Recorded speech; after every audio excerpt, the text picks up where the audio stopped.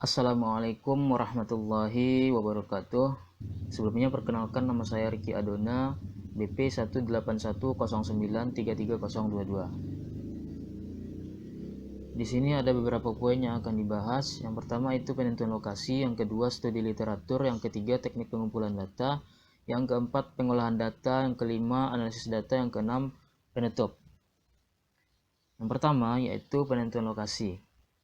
Penentuan lokasi di sini maksudnya adalah tempat di mana kita melakukan penelitian. Berdasarkan penelitian ini, penelitian dilakukan pada PT XYZ yang beralamat di Jalan X. PT XYZ merupakan salah satu perusahaan yang bergerak di bidang produksi minyak kelapa sawit atau crude palm oil atau CPO dan inti sawit atau palm kernel atau PK. Penelitian ini dilakukan menyesuaikan dengan kondisi waktu. Yang kedua, studi literatur. Tahap ini melakukan pengumpulan data dan informasi.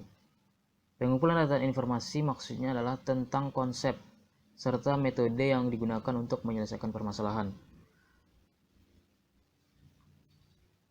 Literatur atau pustaka yang dipakai seperti jurnal, paper, laporan tugas akhir, penelitian terkait dengan permasalahan yang ingin diangkat.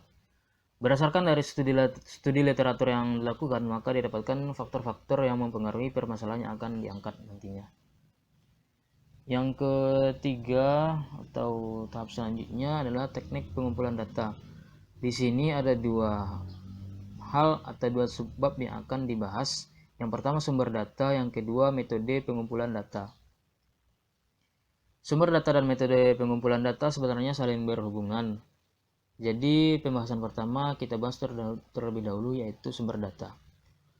Penelitian ini membutuhkan data yang relevan untuk bisa memformulasikan masalah dan menyelesaikan masalah yang diteliti.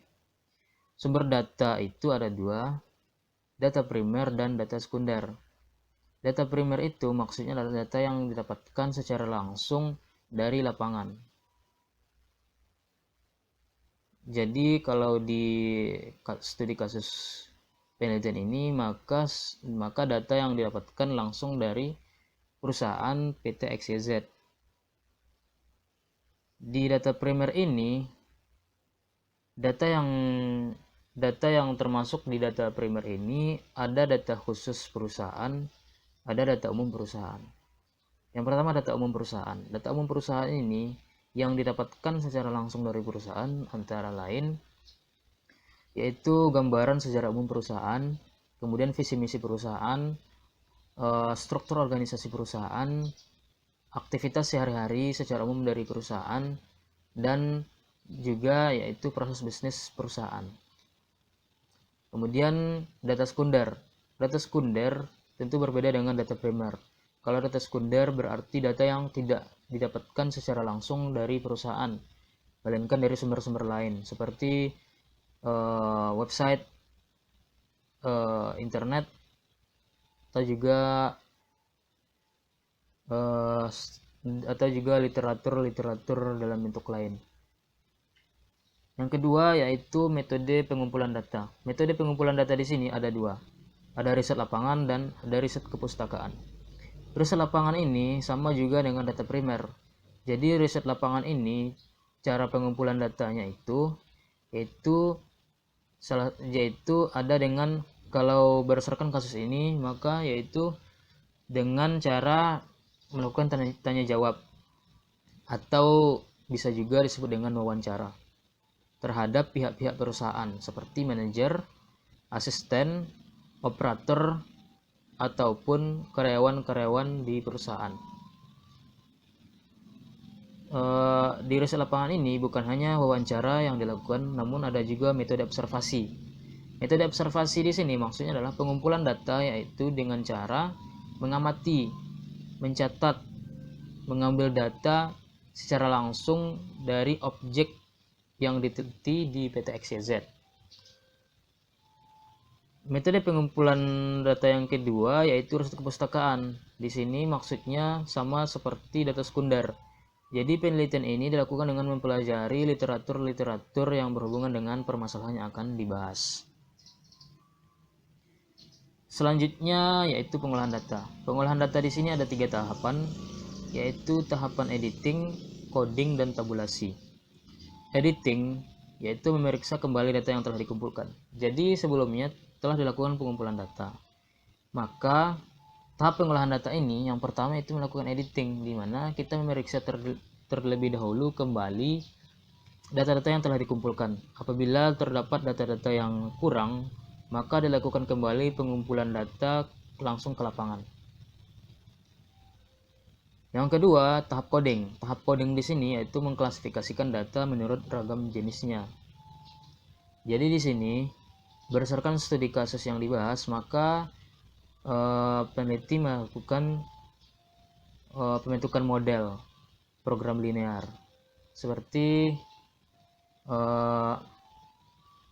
pembentukan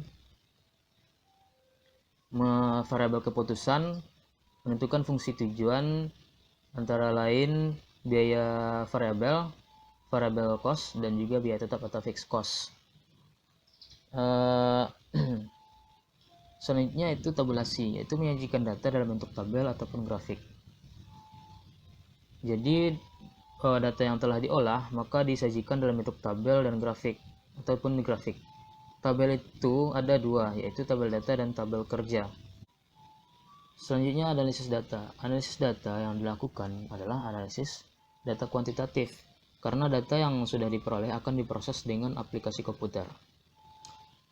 Bagaimana melakukan analisis data ini? Yaitu melakukan perbandingan antara hasil yang telah didapatkan oleh perusahaan dengan hasil optimasi dari pengolahan data yang telah dilakukan menggunakan aplikasi Lingo.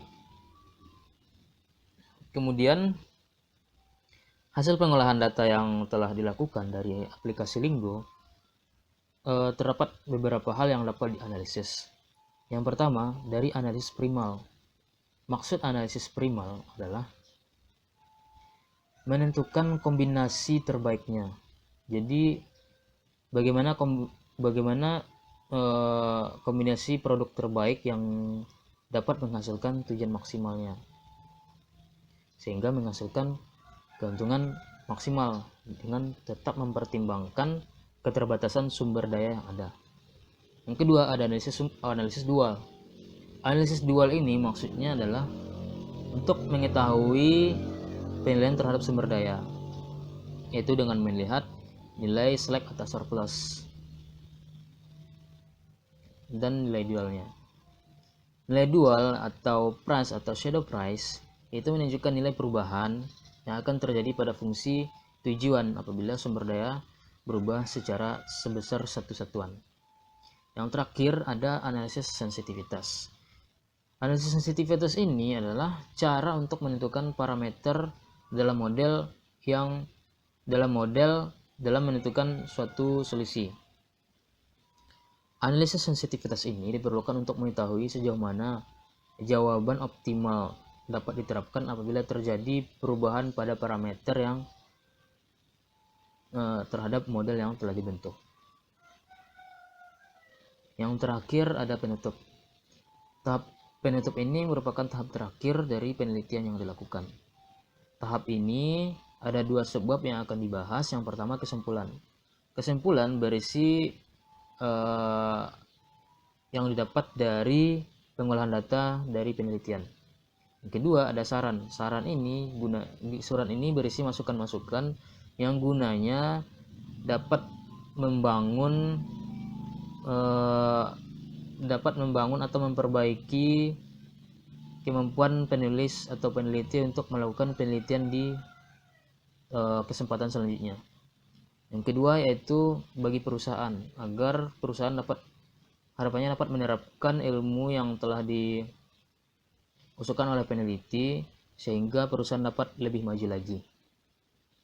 Yang terakhir ada flowchart dari metodologi penelitian yang telah dibahas satu persatu sebelumnya. Di sini terlihat dimulai dari studi literatur, kemudian teknik pengumpulan data. Teknik pengumpulan data ada dua, sumber data dan metode pengumpulan data. Selanjutnya ada pengolahan data, analisis data, penutup, dan selesai. Mungkin hanya sekian dari saya pembahasan mengenai bab 3 metodologi penelitian. Saya akhiri. Assalamualaikum warahmatullahi wabarakatuh.